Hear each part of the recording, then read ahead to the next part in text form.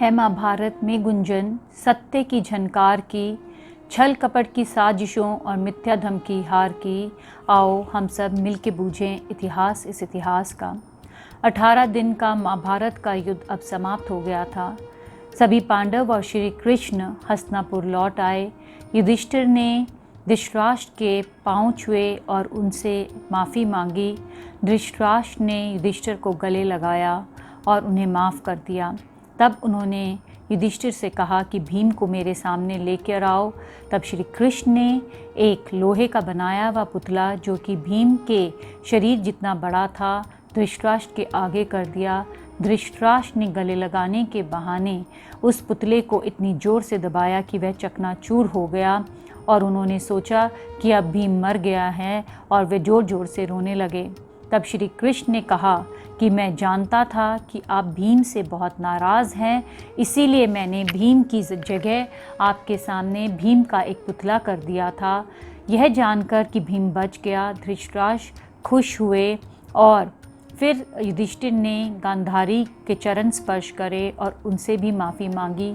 तब गांधारी ने युधिष्ठिर से कहा कि हमारे 100 पुत्रों में से अगर तुमने एक भी पुत्र को जीवन दान दे दिया होता तो वह आज हमारे बुढ़ापे का सहारा बन गया होता। जबकि गांधारी ये भी जानती थी कि इस युद्ध में और उसके पुत्रों के मरने में असली वजह दुर्योधन खुद था और दुर्योधन का हठ था। क्योंकि धृतराष्ट्र अंधे थे इसलिए गांधारी ने भी अपनी आंखों पर पट्टी बांध ली थी और उस पट्टी की वजह से उनकी आंखों में इतना तेज था कि अगर वो चाहे तो उनकी क्रोध की अग्नि से युधिष्ठिर भस्म हो सकते थे। वे ये बात जानती थी, इसीलिए उन्होंने युधिष्ठिर की तरफ से अपना मुंह फेर लिया, पर फिर भी उनकी आंखों और पट्टी के बीच में से क्रोध की एक किरण निकलकर युधिष्ठिर के पैर के अंगूठे पर पड़ गई, जिसकी वजह से युधिष्ठिर का पैर के अंगूठा जल गया और काला पड़ गया। फिर युधिष्ठिर और सभी पांडव अपनी माँ कुंती से 14 वर्ष के बाद मिलने के लिए पहुँचे। कुंती ने सभी को बहुत प्रेम पूर्वक आशीर्वाद दिया। ऋषि व्यास भी वहाँ आ पहुँचे और उन्होंने धृतराष्ट्र, गांधारी और विदुर को सांत्वना दी।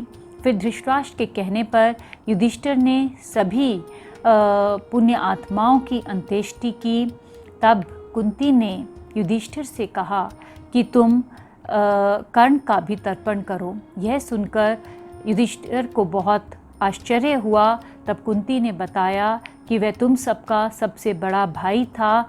यह जानकर युधिष्ठिर को बहुत दुख हुआ और उसने कहा कि अगर आज इस राज्य का कोई सही उत्तराधिकारी है तो वो कर्ण है, पर क्योंकि हमारे इस आपसी रंजिश के कारण हमारा सगा भाई ही इस युद्ध में मारा गया, इससे खराब बात और कोई नहीं हो सकती। धृतराष्ट्र और गांधारी ने उदारता पूर्वक पांडवों को क्षमा कर दिया।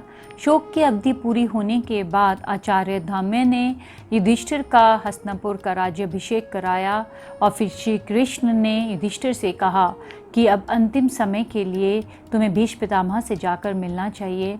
जब युधिष्ठिर भीष्म पितामह से मिलने के लिए पहुँचे तब भीष्म पितामह ने युधिष्ठिर से कहा कि तुम योद्धाओं के मरने का शोक मत करना और हमेशा याद रखना, ये महत्व नहीं रखता कि तुम कितना लंबा जिए, ये महत्व रखता है कि तुम किस प्रकार इस जीवन को जिए हो।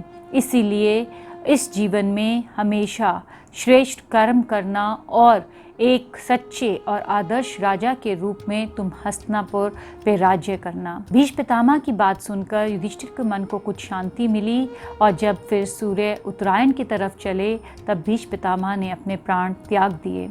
युधिष्ठिर ने भीम को युवराज बनाया और अर्जुन को सेनापति बनाया और फिर उन्होंने अश्वमेध यज्ञ किया। उन्होंने एक अच्छे राजा के रूप में अपने प्रजा का पालन किया और उनकी प्रजा और आसपास के राज्य के राजा सभी उनको बहुत प्रेम करने लगे। इधर अभिमन्यु की पत्नी और राजा विराट की पुत्री उत्तरा से ने एक पुत्र को जन्म दिया जिसका नाम परीक्षित था। और धृतराष्ट्र और गांधारी पांडवों के साथ 15 वर्ष तक सुखपूर्वक उस महल में रहे। फिर एक दिन धृतराष्ट्र ने युधिष्ठिर से कहा कि अब हम वन में जाकर तप करना चाहते हैं। तब कुंती ने कहा कि हे भाई, मैं भी आपके साथ उस वन में चलूँगी। फिर धृतराष्ट्र, गांधारी और कुंती वन के लिए चले गए। 3 वर्ष के लिए उन्होंने वन में तप जप करा और फिर एक दिन उस जंगल में आग लग गई और वो तीनों उस आग में जलकर भस्म हो गए। फिर मिलेंगे हम अगले एपिसोड में, तब तक के लिए जय श्री कृष्णा।